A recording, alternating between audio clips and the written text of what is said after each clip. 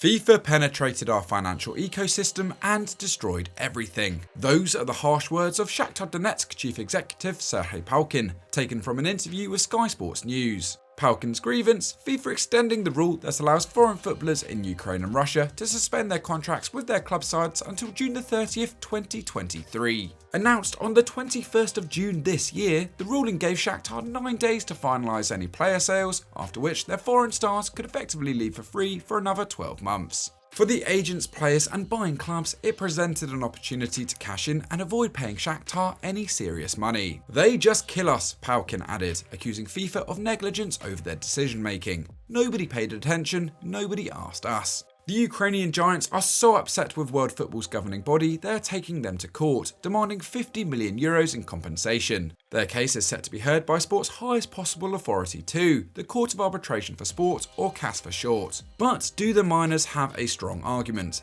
In this Eurofootball Daily Explained, we explore what has happened to Ukrainian football since the Russian invasion, see why FIFA arrived at their decision, and break down what it meant for Shakhtar's transfer business this summer.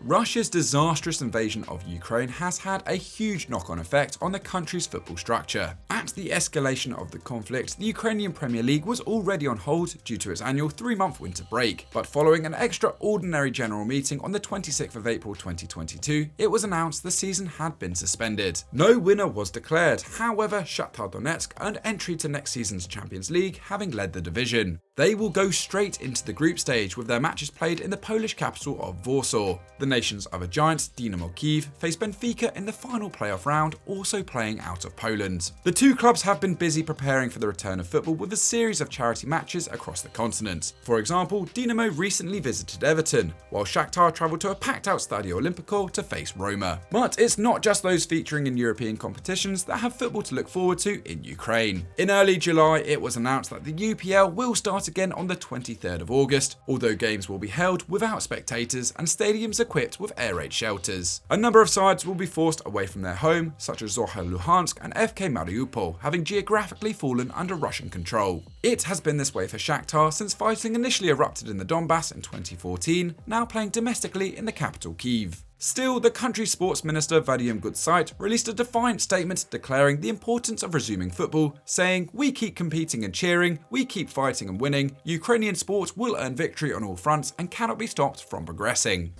However, the teams that will be returning to action in late August will look rather different than the ones that halted activities back in December, particularly those with a high rate of international players in their squads. In response to the Russian invasion, FIFA opened an extraordinary transfer window for foreign players and coaches in Ukrainian and Russian clubs. This allowed them to suspend their contracts with their parent sides in order to find permanent or temporary new homes while the situation in Ukraine was assessed. For Shakhtar, this presented a number of issues. Going into the 2021-22 campaign, the Miners had 14 foreign players on their books, including a large Brazilian contingent. This represented almost 50% of their playing staff, meaning an exodus would have serious consequences. Still, Shakhtar's CEO Serhei Palkin claimed FIFA's initial ruling was understandable, telling Sky Sports, "Nobody pushed foreign players to return. I negotiated with all of them, they could be loaned and sold, all were happy, even the agents were happy." The Brazilian pair of Junior Moraes and Coutinho were allowed to return to their homeland for free, along with Alan Patrick, who was sold to Internacional for €2 million.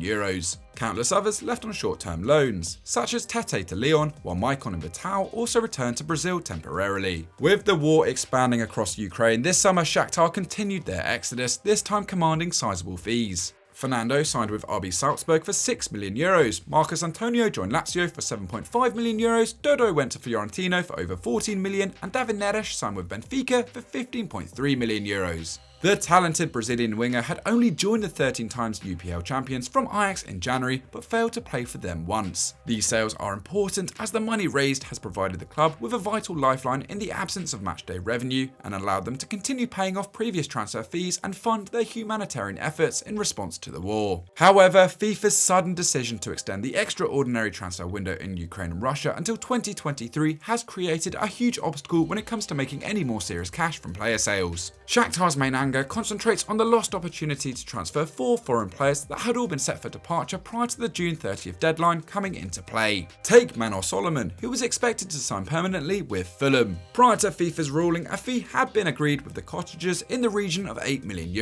As Palkin explains, with Fulham we almost completed everything. From our side, we even signed the contract, stamped it and sent it to Fulham to sign. FIFA issued regulation number 7 and the next day they sent me an email saying thank you very much, we are out of the deal, we will take the player. Sure enough, Solomon was officially registered as a Fulham player on August the 1st, joining on a season-long loan. With his own contract at Shakhtar set to expire in December 2023, the Ukrainians will never see a significant fee for the Israeli international, who is valued on Transfermarkt at over €20 million.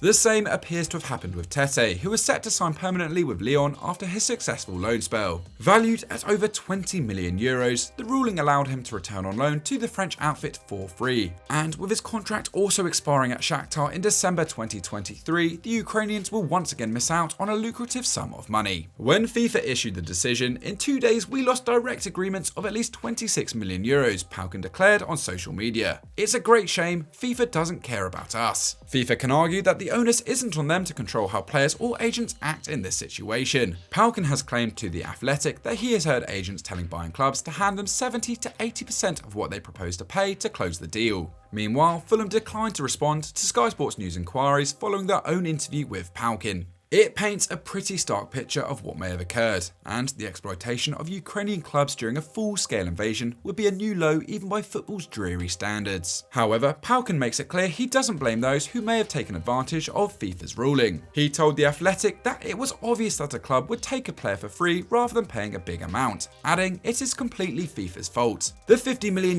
they are seeking in compensation covers the lost transfer fees, costs in relation to the arbitration proceedings plus Shakhtar's legal fees.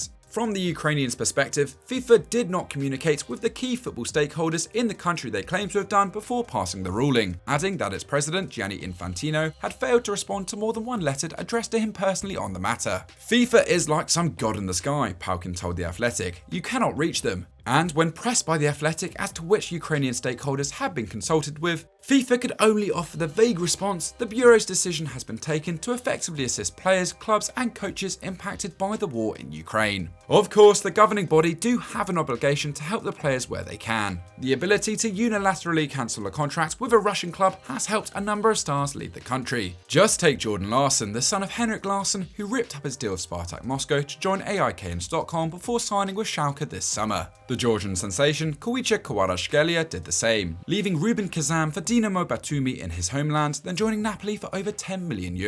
Without the extraordinary transfer window, this would not have been possible. Then there's FIFPro, the organisation that operates similar to a global trade union for footballers, who would argue that players are well within their rights to suspend their contracts to ensure working conditions. They are correct, and sadly the situation in Ukraine is showing little signs of improving. But the brashness of FIFA's announcement appears to have only punished every Ukrainian club already struggling after a difficult few years even before the war. In one letter, Palkin highlighted to FIFA that over 60 foreign players compete in the Ukrainian Premier League as a whole, while he believes more direct consultation could have led to a compromise over a more significant transfer window to negotiate with other clubs, secure sales and mitigate their losses. No date has been set for the CAS hearing, while Serhei Palkin hopes a settlement can be reached with the governing body to let them withdraw their claim. If not, Shakhtar are ready to defend their rights, arguing FIFA always talks about fair play and a fair game, but I don't see fair play or a fair game. Based on Palkin's claims, it's hard not to see the situation as the latest blunder in FIFA's muddled history. Let's wait and see what CAS decides.